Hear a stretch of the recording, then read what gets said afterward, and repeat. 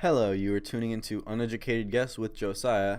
I'm your host, Josiah. I'm a senior in high school that has to do a project for a college class, but I didn't feel like looking anything up. So here I am.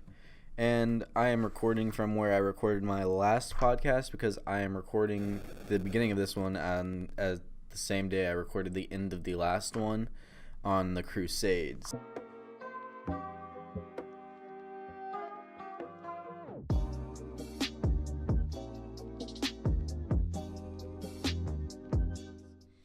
Today is a similar topic. Well, I hope it's similar. I'm not really sure because I don't know anything about it. Today's topic is on Catherine. I can't remember what my teacher said it was. Catherine the Great. It's one of those two because it's Catherine, the Great.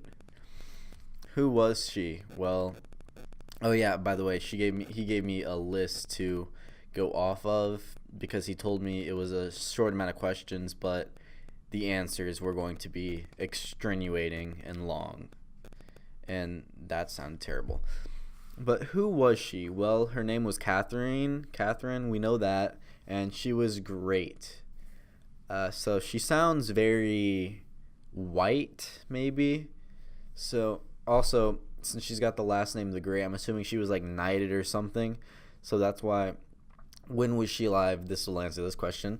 I believe she was alive like during like the Crusades or something, like Joan of Arc or something. Yeah, well, that's the Joan of Arc name. I don't remember what she did. I think she worked with the Templars or something and did something with like the Crusades of some sort. I'm not gonna look that up because I'm kind of lazy. I might later, actually. What did she do to be considered great? Well, I mean, she was a woman. They've never really had any rights back then, I don't think. Or maybe no, Viking women were like in charge, but like then this is like Middle Ages, so they're kind of like peasanty and stuff like that, and kind of not really considered to be anything. So, I mean, she could have just given birth and like, oh, she's great. She's made like a strong young male role model, a young king. Or maybe she, killed a bunch of Muslims and became great that way.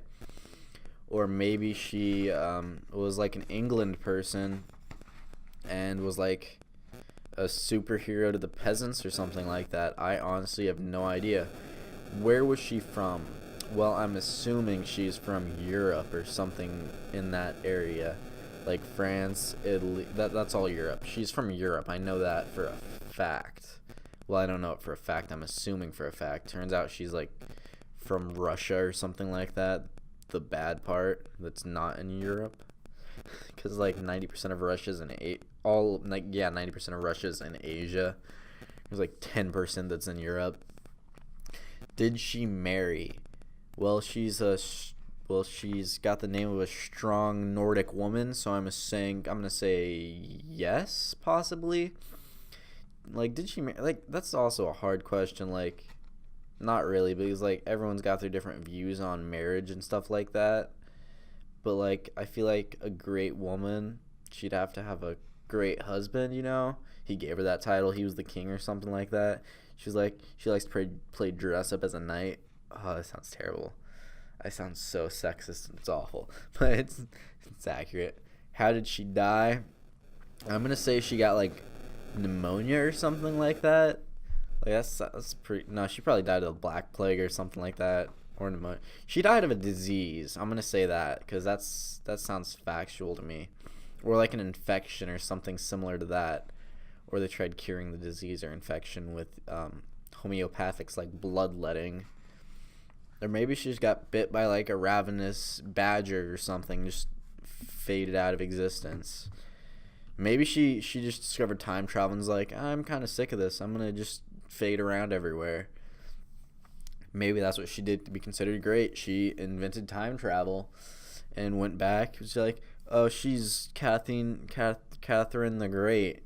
She can float in a magical box that has sound and like lightning from it. It's from the gods.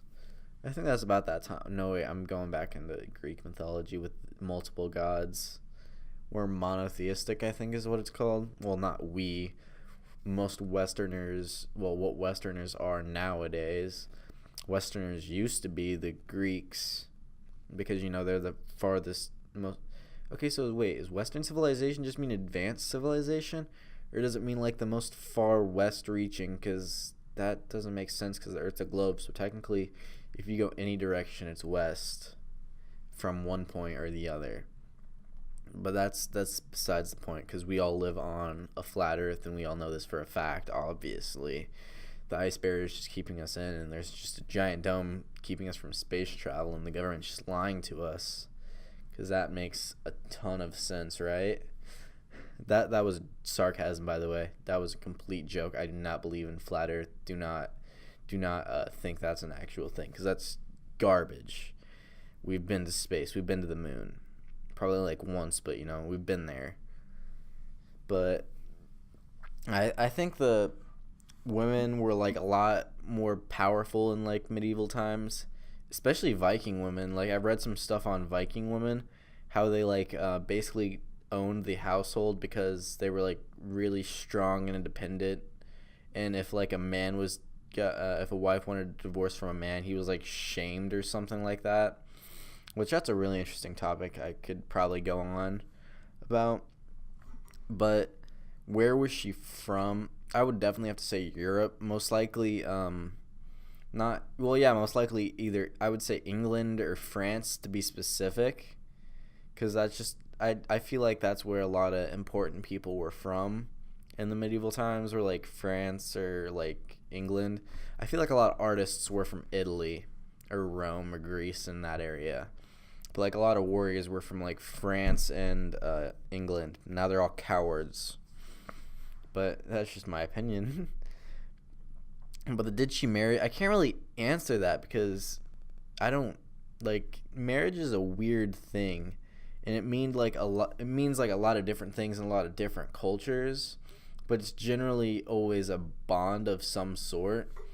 Whether it's, but like how that bond is initiated and what kind of things goes into that. Like, I forgot what country it is. It's one of the Middle Eastern countries.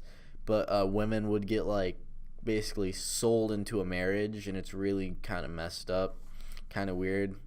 But that's just their culture, and that's how it is. But like in America or places like Western places, you get like marriage by quote unquote who you love or who you think you love, even though that's not necessarily always true. But you basically get like a piece of paper saying, oh, you guys are married now, like it makes sense. And then I'm pretty sure like the church was just like, how do we capitalize on this? And that's when it became an actual thing. I don't think marriage is actual importance of anything. It's just like, oh yeah, we're gonna make you pay money to show everyone that you guys love each other. That makes absolute sense. But then when was she alive? I'd definitely say around Crusade era time, or when like Joan of Arc, or when all that fun stuff was going on. Like, I feel like she wouldn't have been, like, maybe like anywhere between the early thousands to the late 1700s is when she could have been alive, that time frame. I mean, that's like a 700 year time frame. But I feel like it's right. I feel like I'm gonna get that right. And who was she? She's just Catherine the Great. I'm not really sure. She could have been a ship captain, now that I think about it. Because there was this Japanese pirate, basically, who was a woman, who she was married to, well, I don't know, it was some type of civil union or something, with a pirate captain. And he died, and so she ended up taking over his like fleet and ship. And basically, I think it was like, she was gonna start an all-out war with Japan, and it's basically like, you're gonna pardon all my sailors and let us keep our treasure, and we won't pirate anymore. And I think that's kind of like, that's pretty metal. But so she could have been like, just some cool like gang leader in like medieval times or something like that.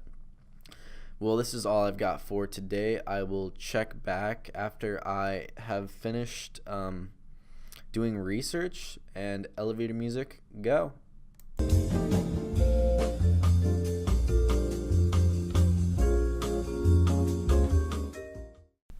Hey Hey guys, I am back after doing research on Catherine the Great. So, who was she? She was born Sophie Friedrich August von Anhalt Zerbst. I probably butchered that name, but she was the daughter of an obscure German prince, Christian August von Anhalt Zerbst. I really don't like these names because I can't pronounce them at all. But she was related through her mother to the Dukes of Holstein. She ruled over all of Russia for more than 3 decades, expanding its borders and making it one of the most powerful players in global politics. But that power is what made Catherine the Great the victim of notorious misogynistic myths ever since. Nymphomania, bestiality, voyeurism, even a love of erotic furniture. So basically, people, after she died, since she was so powerful, the only way they could tarnish her name was by slandering her with sexual deviances and stuff like that. When was she alive? 1729 to 1796. So I was like 600 years off, which, I mean, that's not that off. That's a little over half a century. But I was pretty close. What did she do to be considered great? Well, I already talked about it. She ruled over all of Russia for 3 decades. She basically knew how to gain power, and when her husband died around age 20, no one could stop her rule because of how powerful and good of a leader she had become in that time. So no one dared overthrow her or tried to, because she basically just, while she was married to her husband, she was gaining all this power and basically just becoming more stronger of a leader, I guess. But where was I? Where was she from? That's the third question. I'm not really good at reading today. She was born in May 2nd, 1729, Ducal Castle, that's a lot of Z's and a C. Somewhere in Poland. Szechuan, let's say Szechuan, Poland. That sounds really bad, but that's what I mean. It looks similar to Szechuan. SZCZECIN. Jeez, I can't even spell. But did she marry was the fourth question or fifth question? Yeah, fifth question. Well, she did marry, but it was to a Tsar Peter III, but he had the mental capacity of a 10-year-old. So she basically had many lovers since he couldn't satisfy her, and had children and said they were basically from him, because she never actually slept with him, because he thought like a 10-year-old. He didn't know any better, and so she didn't take advantage of him. I mean, that's kind of sweet. That's pretty good of her. She's not kind of weird. That's not a topic to get on. How did she die? So she basically died. So it was claimed that during an orgy of bestiality, Catherine died when the harness that was suspending a stallion above her broke, causing her to be crushed by the horse. So that's what people spread about her. But in reality, she died from a stroke.